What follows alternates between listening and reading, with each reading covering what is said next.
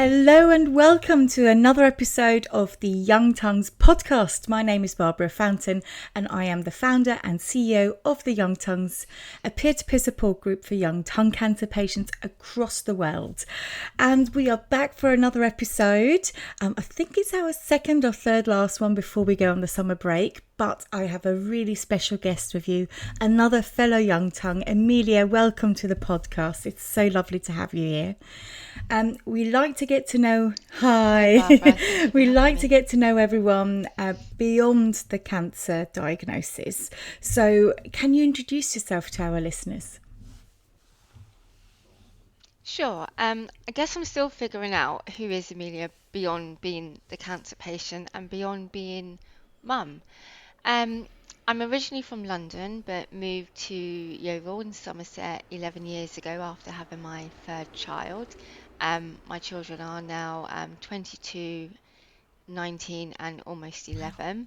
So busy with them and working full time within aerospace. I guess when I'm not kind of being mum or walking the dog, you can normally find me at the beach enjoying kind of the sunshine there. But I guess I'm still figuring out what else I enjoy and who I am outside of all I of that. absolutely understand that because you are not that far out from treatment, we have to say, and still in the middle of this experience. Mm. But Somerset, what a lovely part of the world. I always love coming over to the other side of England. So I guess Mm. let's start at the beginning of your journey. When did you first realise something wasn't right? How did it show itself? Back in May time last year, so 2024, I had what was like an ulcer on the side of my tongue. I was in and out of the dentist, having checkups and stuff regularly. And I went there, and I asked them, and they thought perhaps I was maybe chewing my tongue in my sleep, and it was just an ulcer. Went back again in June, still feeling something wasn't quite right, and it was starting to irritate, especially when drinking anything fizzy or chocolate or tomato based. But again, my dentist reassured me that it was just perhaps my teeth rubbing on it and he would try filing down my teeth and that would hopefully sort it out. So we did that in end of June, beginning of July.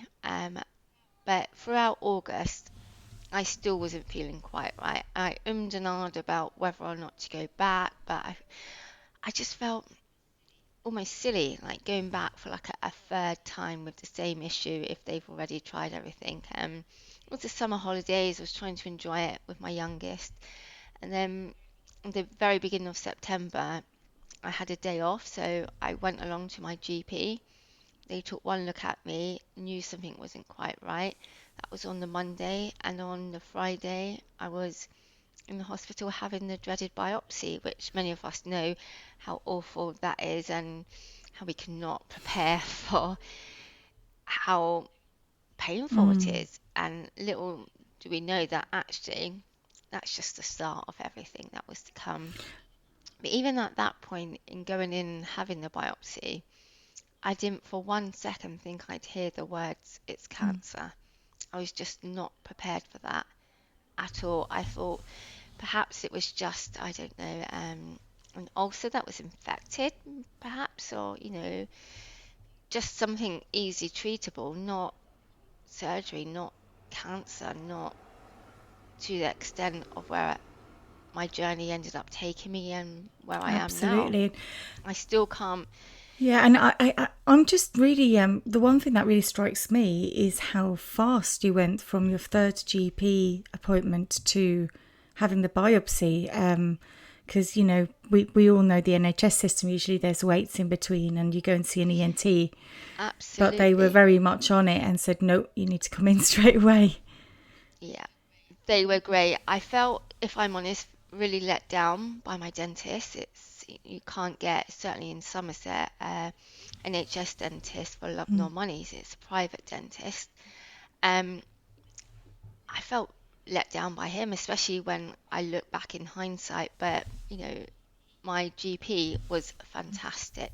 Without her, I might not be here right now. I'm so grateful, especially as you say with the NHS, it's always such long waiting lists. And when I've read through stories on our Facebook group and listened to your podcasts, it's a lot of back and forth before somebody gets a diagnosis. And I feel fortunate that my GP was straight to react. And when I went to my GP surgery recently for something unrelated, I saw her and I immediately burst into tears, and I just had to give her a hug and thank her. And she's been following my story throughout, and that means a lot because I wasn't just a patient coming in, but a Yes, person. absolutely. So I'm really grateful to That's her. amazing. That's a really lovely story, especially about a GP, because usually it's the other way round. So that's really heartening.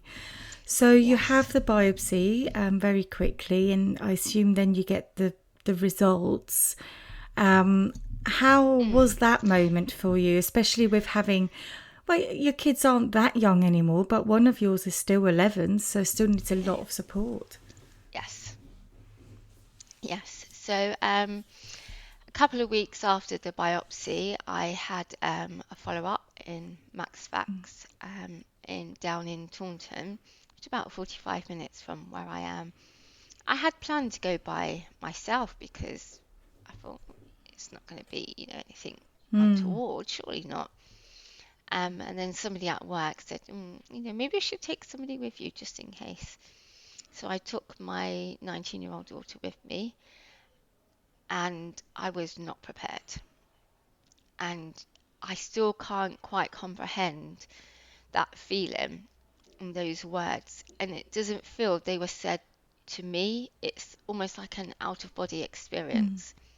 In even when I have shared on my own social media the update with my stories, I watch them and I feel, oh, that's so sad, that's awful. And I can't quite think of that as me that's gone through it all and experienced that. And it's the same with the diagnosis. It was like it was being said to somebody else.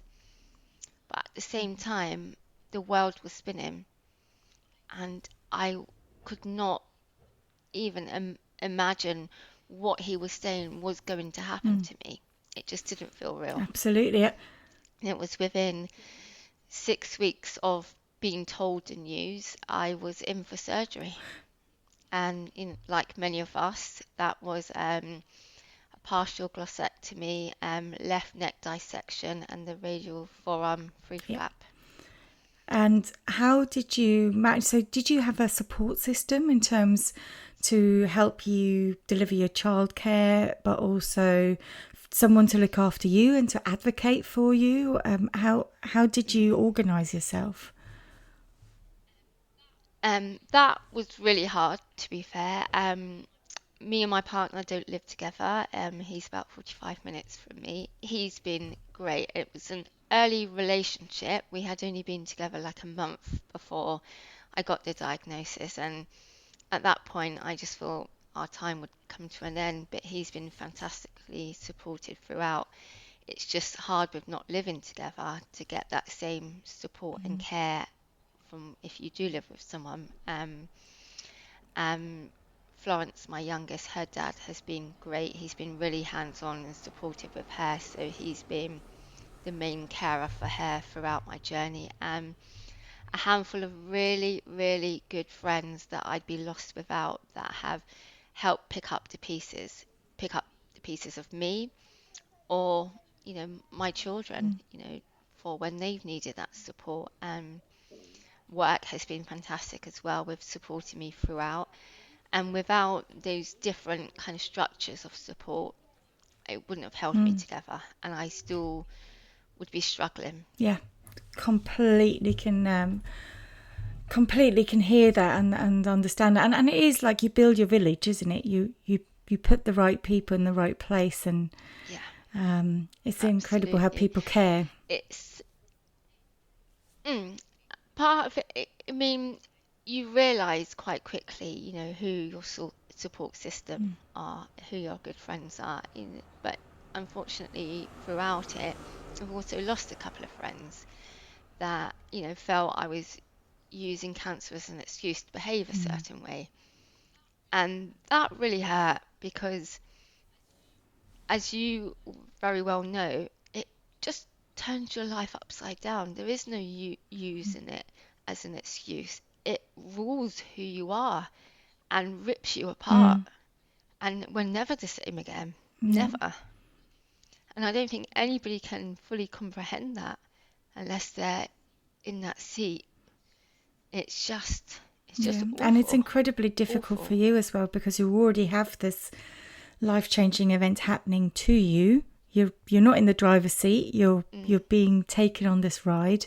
You have yeah. responsibilities. You've got real caring responsibilities. You've got an income to Mm, protect, a house to protect, mm, all of those things. So to mm, then, unfortunately, and this is a story we all know, that there are some people who are just not equipped to deal with this type of stressor yeah. and can't. Yeah, and Mm, and the only thing we know from the community, and we can only just say, is probably better off without them.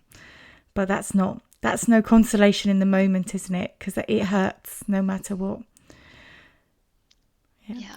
So we oh And it just makes me more grateful for everybody, mm, that is still there holding me together, and without, my partner and my friends, and even I'd say, Florence's dad, he's very much my friend. Without that support network, that counts for everything. And, within our community, there's so many kind mm, people out there that are just there for any questions.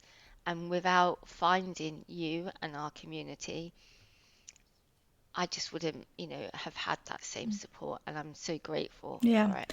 No, I'm glad it's about to give that support. Do you mind me asking, when did you find us? Was it after surgery, before, or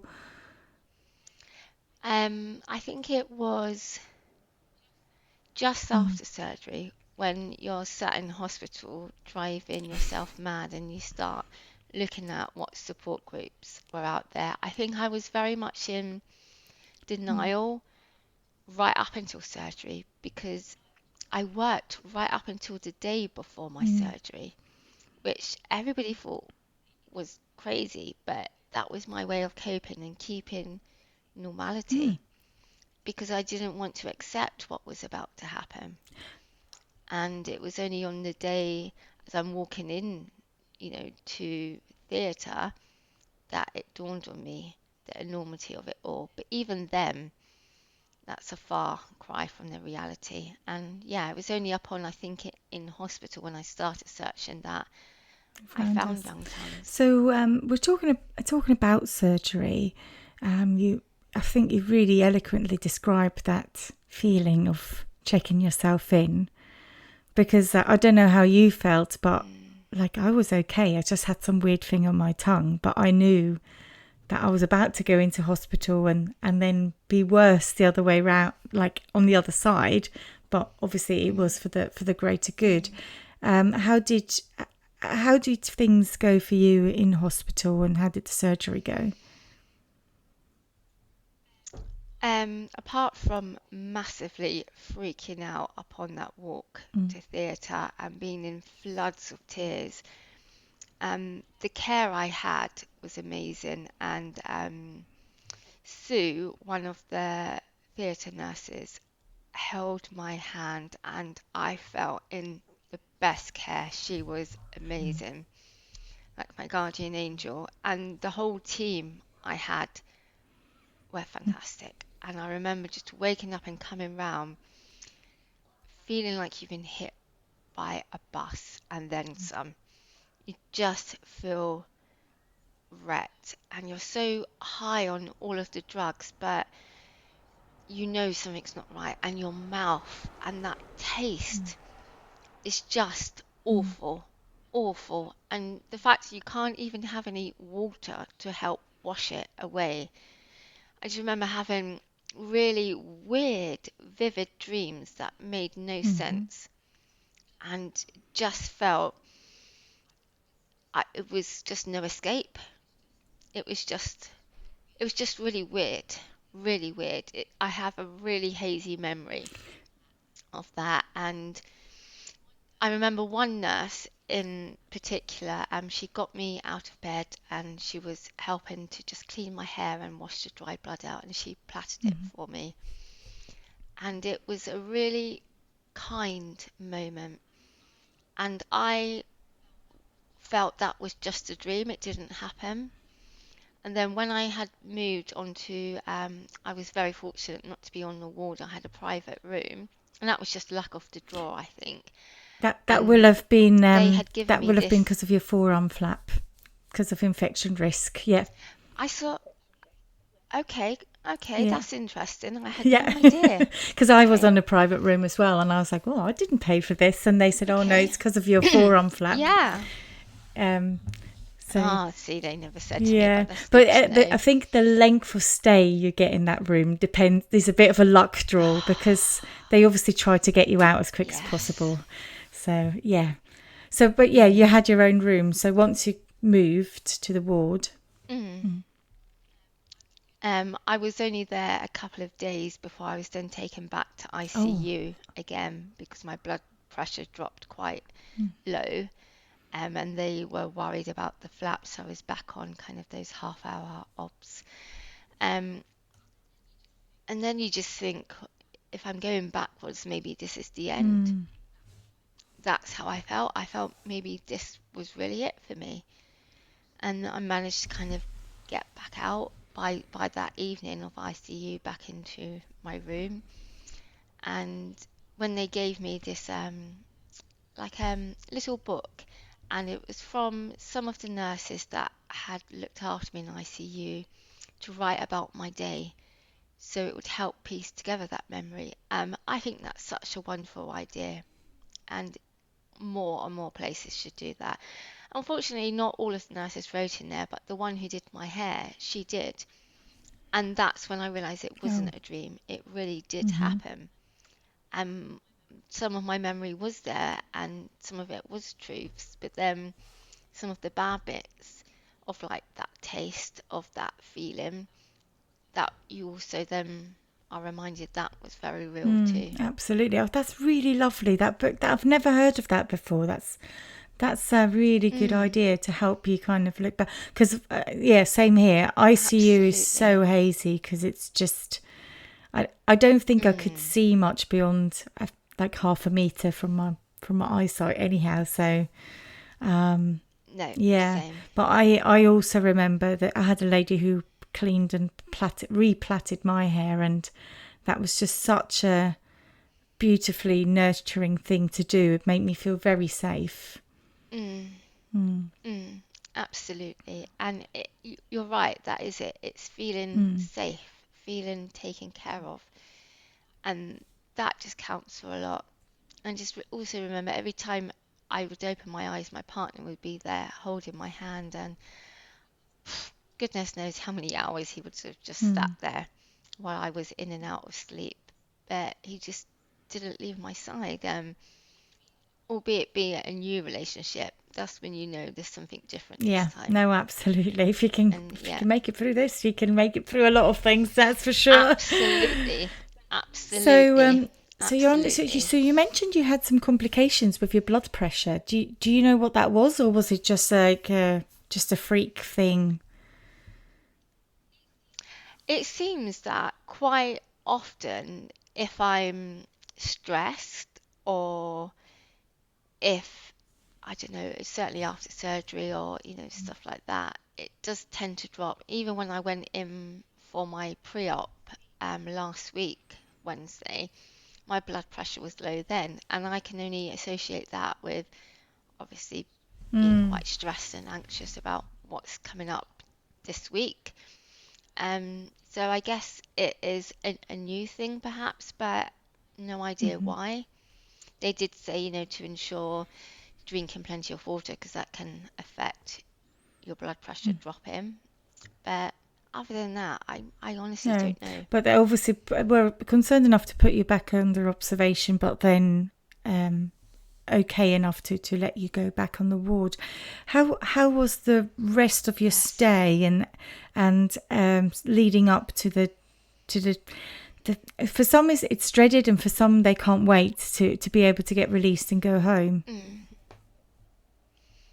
I couldn't wait to just go home and just get on with my life and just forget about that awful period, because I just wanted normality so badly. I didn't want to be the cancer patient. I didn't want cancer in my life, and the quicker I got back to normality, the quicker cancer would be gone.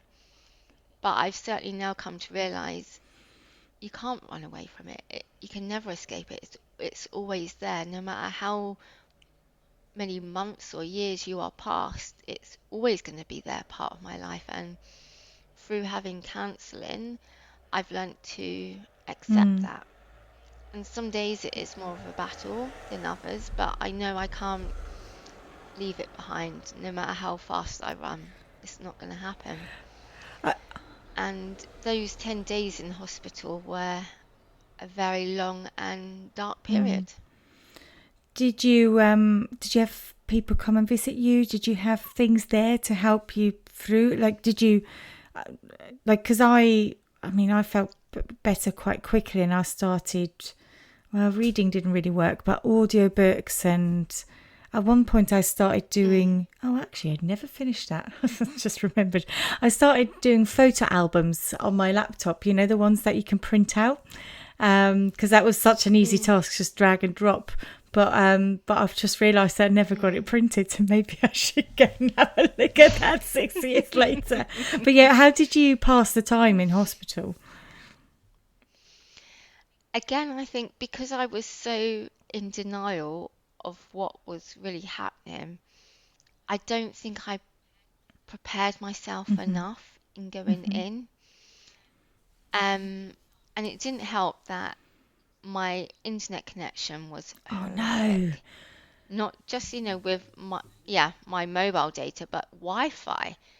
So everything would take forever to upload, even just scrolling through social media.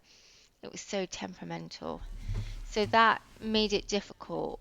But I did listen to a few audiobooks, but you lose your kind of track with where you're at, because it was dropping in and out. So I ended up reading a couple of books too, writing a lot in my journal. And sometimes when I read back on that, it takes my breath away in quite how I felt, because it's one thing when you remember what happened, but you don't always quite remember how you felt and how deep that runs. So that's, I guess, what I spent most of my time doing. In terms of visitors, my partner Paul came to visit me most days. Florence and her dad Adam, they come as well to see me, as did my other daughter Ruby. But I didn't want at that point any friends to come and visit, because I guess I felt guilty for them, because I was in Exeter Hospital, so that's probably over an hour away, to make that journey just to come and see me when I didn't know how I'd feel, how much I'd be able to talk. I just didn't reach out. Yeah. But I had set up a WhatsApp group with all of my closest friends in it. It was great to kind of share things on there. Even when I put something about, sharing their favourite memory of me and them, I love reading what each of them come back with, and that was a really big virtual hug. That's amazing. That's lovely. Yeah, and also sometimes you don't want certain people to see you when you're at the most vulnerable as well. That's the other thing.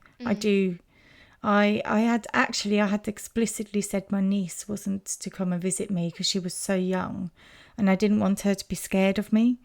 But then my mother-in-law never listens to me, and she just miraculously appeared next to my bed. But then actually it was really lovely, because she was just this curious little baby who kind of just saw I was poorly and wanted to give me a hug and wasn't scared at all. So that was lovely. So leaving the hospital behind, how did you cope at home? Did your partner sort of temporarily stay with you to help you get, healing from one day to another, or? Because he's got two children himself and he's quite hands-on, it meant he couldn't come and stay with me. So I came home, but one of my oldest, closest friends, who's almost like a mother figure to me, she's from London. I've known her since Reese was 6 weeks old, so like 22 years now. She was here when I came home, and she just took care of me and the children, of everything. It was nice to have her to come home too, so I'm extremely grateful for that. And just trying to adjust and wanting again, as I say, to just leave cancer far behind and run away from it. I was determined, and 2 weeks after surgery, I lost my voice completely. It just gave up. It was just a whisper. And when I went to get that checked out, they said I had vocal cord palsy, where one of the vocal cords was asleep. And so that normally tends to happen straight after surgery, not 2 weeks post. So they didn't know if it would come back or I might need a course of injections. And that made it even harder because growing up, I was always really shy and quiet, very introverted. And when I still think of myself like that, people who only know me now, they would laugh because they would not think of me in that way. And then to have the very cancer that takes our voice away and to fight against that, to still have a voice and then to lose it, not knowing if it ever came back, that sent me backwards. I can totally understand, and also you're thinking going home you're going to get better, not worse. So, and that's really also, Amelia, that's incredibly rare and unlucky for that to happen. Yeah. So, gosh, I really feel for you. How did it come back before radiation, or is it only a recent development that it's been getting better? No. Upon hearing the news that they had managed to remove the cancer, I wanted to feel like I would be elevated and could celebrate. But all I could hear is, you need radiotherapy because the margins weren't clear. The tumour was bigger than we anticipated. And everyone around me couldn't understand why I wasn't happy and feeling great that the cancer's gone, because I was so fixated on my journey's not over, I'm going to need radiation. And from speaking to somebody at work who had radiotherapy for the back of his tongue, I knew it was going to be a rough ride. And so I was just feeling more daunted by needing radiotherapy than I was excited by the cancer was Well, gone. it might be physically, but it's not gone because you're not finished with your treatment, and I do wonder if your environment might have not, or they just were completely unaware of what radiation to the head and neck means, which is a very different experience to having radiation on any other body part. Absolutely. I think that's what I was missing in people to share how, if I'm honest, how shit it really is. Because everybody was just like, oh, you're going to be fine, it's just, a natural course of action. When sometimes you just want somebody to just say, it's horrendous, yeah. I'm sorry you're going to have to experience that. Not to tell you it's going to be okay. Yeah. I know that's their way of trying to make you feel better, but it almost kind of diminishes the what's going to happen, the enormity of it. I And 100% the agree. only 100%. and I just don't think I can get that message through to people clear enough, or when people say, I understand how you feel. neither of that, telling me it's going to be fine or you know how I feel, neither of them are actually helpful. They just make you feel it's rather insignificant and small when you're just dramatizing it. Because I'm naturally a positive glass half full type of person, always see the good in things, always smile throughout. And I was still very much wanting to do that, but I also need that acknowledgement of how rubbish it Mm-hmm. is. I'm still going to, fight my way through because I've not come this far in life to only come this far. I am going to kind of smash through it to the best of my intentions, but just to help prepare me is just to acknowledge Yeah. how rubbish I, it I is. think the word enormity really resonates. Like, Mm, yeah, not to minimize, but to recognize the enormity of what you're about to go through. Speaking of mm. what you were about to go through at the time with radiation, can you share a bit about your experience with radiation, of the sort of key elements that you remember, like from the beginning, middle, and end? Mm. Throughout, it was just horrendous. I thought having the surgery was going to hell and back, but radiotherapy was next level. Even going and having the mask fitted and feeling so claustrophobic with how closed in you are, that was the nice bit compared to what was coming up. And I remember I was signed off work for 6 weeks after surgery. I went back to work after 5 because I was determined to have a bit of normality before radiotherapy, kicked my butt again. And within a couple of weeks after radiotherapy, I felt like I was dying.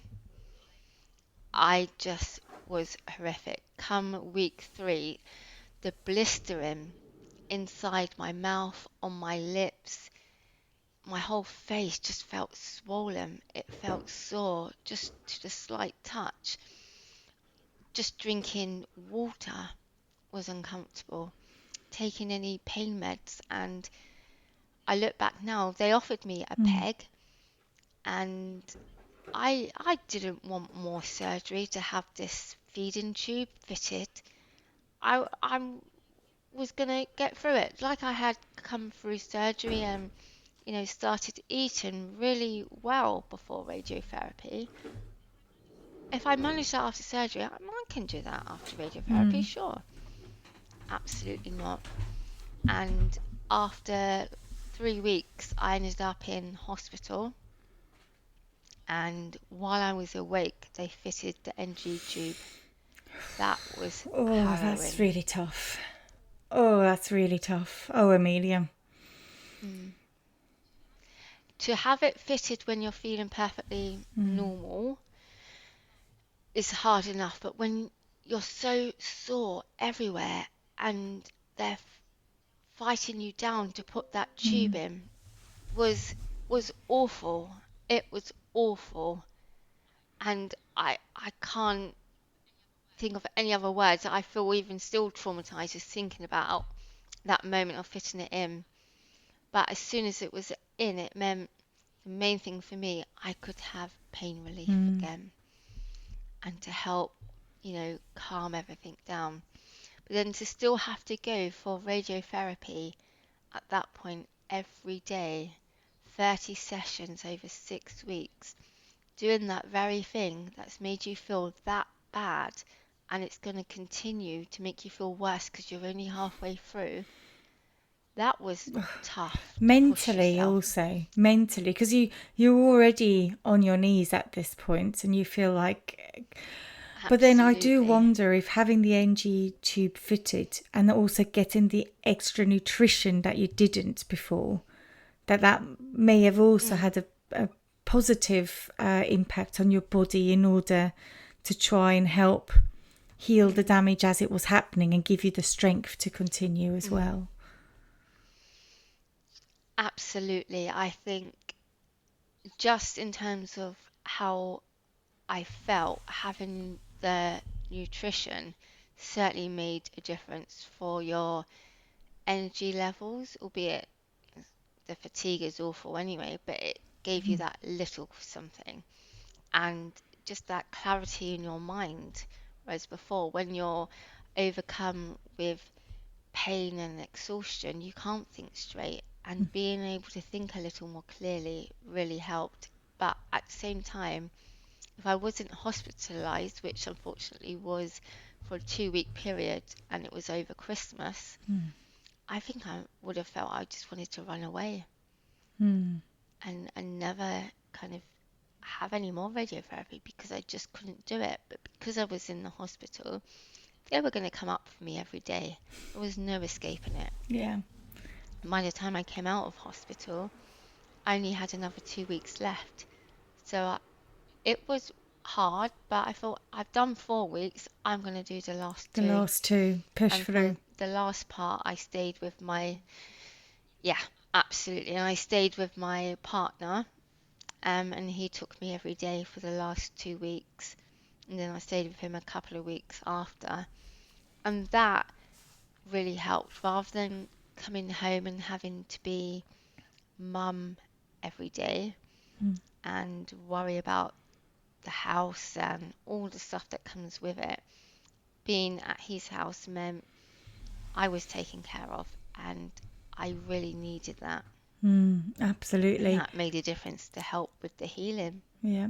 And I think that's a really just a good moment for us to pause quickly to remind anyone who's listening, who's preparing for radiation, who still has that ahead of them. Amelia has had a really rough time. Saying that, everyone has a really rough time, but some people have more of a rough time than others. Yeah. But you made it through it, Amelia. You got to the end, and it was horrendous and the most horrid experience, but you did make it. So if you're listening to this podcast and going, oh my God, I don't know if I can do this, you absolutely can, and you will. Absolutely. Absolutely. No matter what, you can get through it. You've not come this far to only come this far. No matter how difficult it is, there is an end and you can do it. Yeah. It is worth battling through because you're bigger than cancer. You can win. Battle through. Absolutely. So let's talk. And like you said, Barbara, it's horrific for everybody, but I was more, I guess, sensitized than most. And it doesn't mean everybody's going to struggle as much as I did. Some people, might not have such a hard time. But the one thing that it did give me back for some reason was my voice, because within a week after radiotherapy, my voice just suddenly kicked back in. I was going to ask about the voice because I remember watching your videos back at the time and going, oh my God, her voice was completely gone. And I initially thought it was because of the radiation, and then looked back and then realised it was the vocal palsy. And then I remember seeing a video pop up and your voice was back, and I was like, oh, how did that happen? It was literally just like that, out of nowhere. I just spoke and it was there. Wow. Just like woke up and it was back. And I've not shut up since. Right so. Absolutely. So speaking about like that after period of radiation, so again, like the listeners can hear, like I followed your journey a bit along with you, and I felt you actually bounced back fairly quickly. I remember seeing some of your videos just after the first couple of weeks, which we obviously all know the radiation still keeps going. And then on intervals, I suddenly was like, oh, look, she's out at a beach. Oh, I could see you were starting to be more mobile and doing things. So how was that period of time? I was absolutely determined. Because I had survived, I didn't want to waste it. Not just for me, but for all the other people that maybe weren't so lucky to still have their lives or to still have their voice. I wanted to live and, make a make a difference rather than just letting it take over and kind of change me for the worst. So no matter how I felt, even on those tired days, I was going to get out and I was going to live. And through sheer grit and determination, that's why I was out living and wanting my life to bounce back to the best I could, to make the most of living life. And that's one thing that cancer has given me, that appreciation of life, and to live every day, to not waste a moment, to not live life doing the same things on repeat, but to actually make the most of it and just be. And I felt more passionate about that than ever before. And that's certainly what was my driving force to kind of get me out, as you say, like to the beach and doing stuff, because I could have easily have just stayed home and shut myself away, wrapped up in a duvet, and shut the world out, because that's how I felt on some days. But if I allowed myself to feel like that all the time, I would never move forward. I would never kind of get to that point of where cancer's not ruling my life. So I had to just push through it. And the more I pushed through it, the more life felt good again. And it felt normal and not an effort. Absolutely. And I think it meant, even though my surgery was only back in October, radiotherapy finished in January, we're now only, almost in July. Yeah. And it doesn't feel like it was only that amount of time ago. Yeah. It feels like it didn't happen to me. But at the same time, which I know we'll get onto, with needing more surgery, it makes it harder, because I've made such progress and moved so far from that horrible dark point. I'm terrified of being dragged back there. Let's talk about that. So we had this scheduled in the books quite a while ago, because I need a lot of lead time to get books in, apparently. But we had this in the books, and then it's only a matter of, well, maybe a week or day, that I became aware that you had some challenging news, shall we call it. And I asked you if you still wanted to go ahead, and you said, yeah, let's do it. So thank you so much. But I guess this is a bit of an exclusive in terms of where you are, where are you finding yourself now.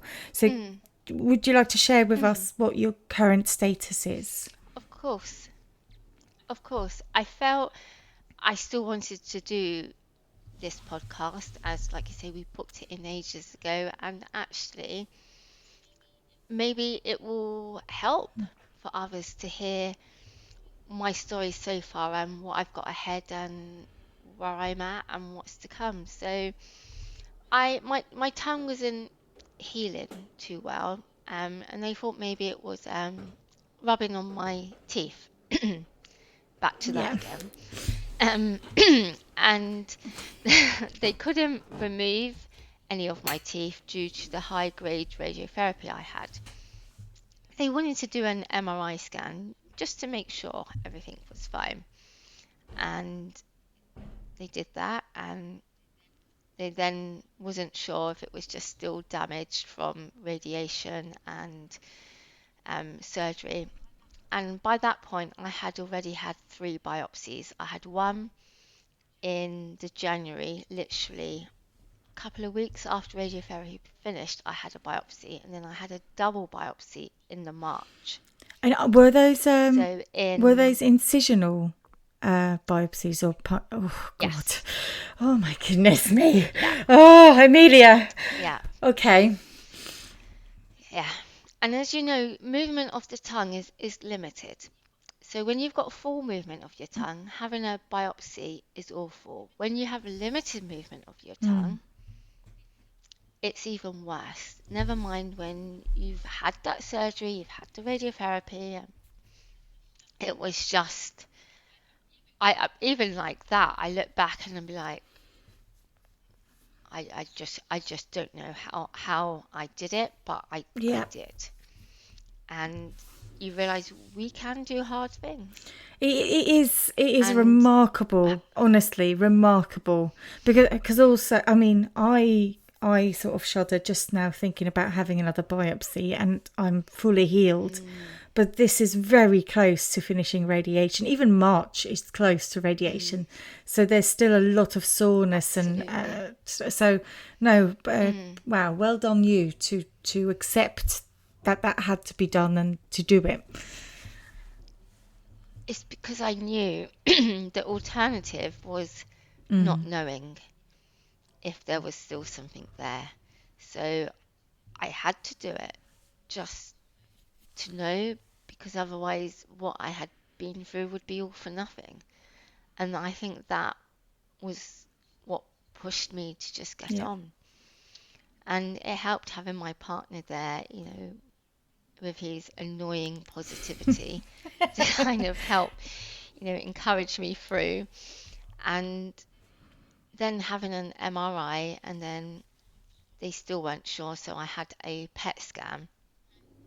And they called me to come in after the PET scan, and I just felt sick to my stomach, because if they're not telling you over the phone everything's fine and they're calling you in, it always puts that fear. And it doesn't necessarily mean absolutely everybody that gets asked to come in it's going to be bad news, but that's how I felt, because of the urgency and how quickly. I had an appointment on a Wednesday, but they wanted me to come in on a Tuesday. Why so quickly? And to see the lead consultant, not the one I would normally see. So I thought, okay, this is serious. And they said to me, the PET scan showed the area, which is the left side of my tongue, which had the tumour removed, was fine and healing. I just perhaps needed maybe to try a mouth guard to see if it would help protect the teeth and the tongue. But the PET scan did highlight some glowing areas of concern under my chin and at the base of my tongue. I felt numb. I asked what could be done, and they said the first thing was to try doing a neck biopsy of the area under the chin. So I went in the next day to have that done, and that was uncomfortable, with just the needle and the ultrasound in there to try to get samples from the area. But they really struggled to reach it and weren't confident with what they had collected would be clear enough samples to test. So they said they might have to do a plan B. Whatever the plan B was, I didn't know at that point. And after a lot of back and forth, 4 or 5 weeks of back and forth with them making decisions, and it's going between, Musgrove and Exeter and Yeovil Hospital with their weekly MDTs, they finally decided they wanted to get me in to have a chat. And at that point, you're like, okay, if this is having a chat, it's going to be bad news. This was 2 weeks ago, so it was the same day I shared the update that you would have seen. And they said I needed to come in for surgery. Whatever this is here, they're going to do a small incision under the chin and remove it. Whether it could just be a cyst, it could be cancerous, whatever it is, they're going to remove it so it'll be gone. The base of the tongue, they can't remove anything, they can only biopsy. So they're going to have a robotically assisted kind of surgery to remove a sample from the base of my tongue and test that. So when I wake up from surgery, which I'll be going in on Thursday for, I should know this area and what they've removed and what that means. But the histology from the base of the tongue, I'll have to wait a couple of weeks for. And at that point, it will then be either I can just get on and enjoy the summer and continue with the healing, or I'm back in the thick of needing further treatment. And what further treatment is at this point is undecided. I know they're testing the original tumour for the cancer marker to determine if immunotherapy might be an option and what type. It could mean chemotherapy, it could mean more radiotherapy, but I don't know how that would work if I've already had it.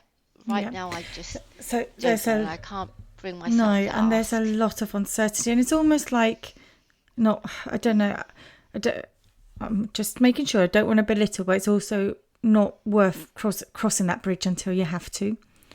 And the MDT will have to Absolutely. reassess. But I mean, two reactions I had initially was, firstly, isn't it great they're all over you?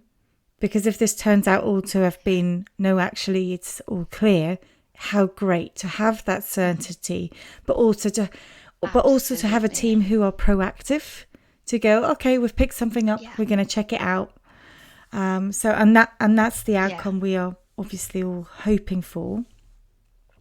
And I think Hoping upon hoping hope. absolutely. And the other thing with regards to Thursday, and I emphasize here because I didn't have the radiation, so I don't know how you feel, but in terms of even just the idea of going back for a surgery, even if it's a small one, fills me with anxiety, and I can feel that.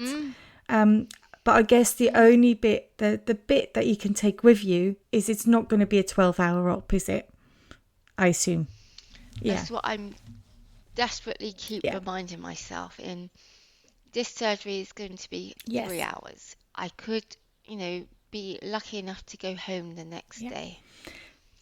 That is so small in comparison to the last surgery. And I'm constantly reminding myself every time that fear creeps in, that sick kind of worry feeling, I squash it back down and remind myself how small this is in comparison. So this will be a completely survived before.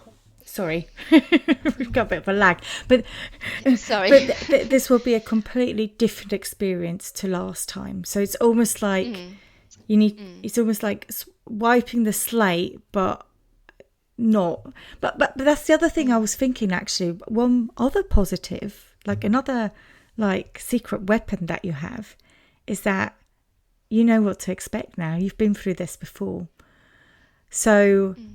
But at the same time, that makes it more scary. Like,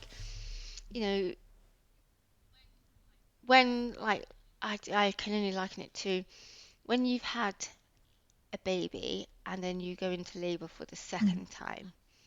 That's almost more terrifying because you know how much worse that pain's going to Very get. true. Well, I don't know. I haven't had children, but yes, actually, yeah. So pros and cons. You go in more prepared, more ready, but at the same time, like the neck drain, for example, I've got to have a neck drain in again. And we know how uncomfortable that is, or the pain of when they remove it. So that makes me fearful because I know what's involved with the neck drain. Whereas before, I was blissfully unaware.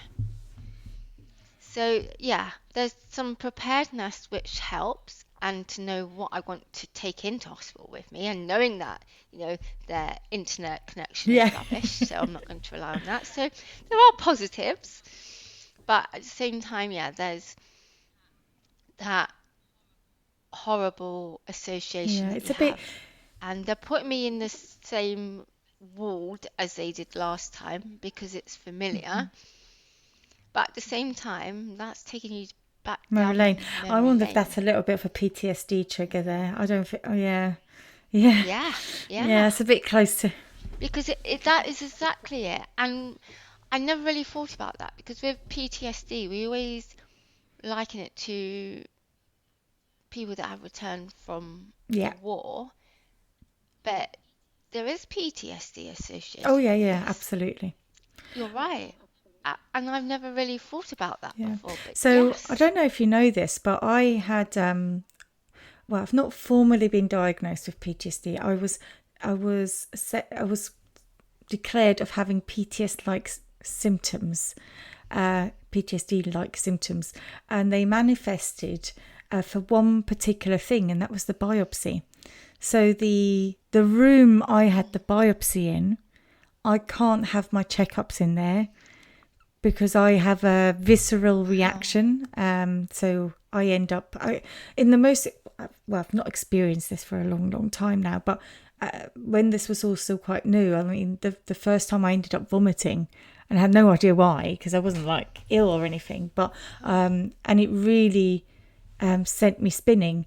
The problem is I didn't present in clinic, but it was as soon as I left, it was like everything, my ground just disappeared under me, and I couldn't cope. But it was only that specific room, because when I would go for my other checkups, which would usually be in my consultant's, he's got his own little room, was absolutely fine. It was only when someone else was filling in, and I just by sheer coincidence ended up in that same chair, and I just really couldn't cope. So I ended up getting some counselling for that, and also on my medical record, it actually states don't put her in that room, so we're avoiding as well. But yeah, there's definitely, with cancer in general, there is cancer-related PTSD, but I think for head and neck cancers, and in our case, some cancer, there is a much higher risk of presenting with PTSD or PTSD-like symptoms because of how invasive the treatments are in terms of where they are, because they're in our face and our mouths, and you know. They're just obvious every day. They're there. You can't ever forget them. Absolutely. So, whether it's your speech, your smile, your scars, it's just always there. So, and I guess it might help you having that bit of awareness of, when you feel certain ways that, this might be a PTSD like. So to use your techniques that you've learned with your counsellor of how to try and calm yourself down can be really helpful. Or also letting your care team know. Letting them know. I think that's very good advice. Really helpful. Thank you. So obviously, so for those listening, because this won't be this actually won't go out until after. So we'll have probably a more update if you're in the Facebook group. Hopefully, we'll get some good news, and you can go for and enjoy your summer. But at this point, I guess all I want to say is good luck for Thursday, and I hope it all goes as smoothly as you can, and that you can convalesce after and relax and get all your loved one to come and wait up on you and bring your snacks and drinks and milkshakes and all the and foot massages and all the lovely stuff that you can have, and that you do get to enjoy. And obviously we're all hoping on top of hope that you'll get good news. So and also thank you for coming on, even in the middle of this uncertainty, to come and share your story so far, and hopefully more than happy to. Thank you. Right, Amelia, gosh, this hour has gone fast. It really has. Thank you. Thank you so. It was just nice to be able to share with you. Yeah, and I'm so glad to have you on, and I hope we get to meet in person. I do go to Somerset now and again, so I'm hoping to join on one of the meetups. Absolutely. and any excuse to go to Somerset, to be honest. It's such a beautiful part of the country, so thank you so much. You're always most welcome. You. Definitely, that would be great. Thank you. And thank Barbara. you to our listeners for being with us for another one. And we've got a couple more coming before our summer break. So thank you so much. And we'll see you next week. Bye-bye. Thank you.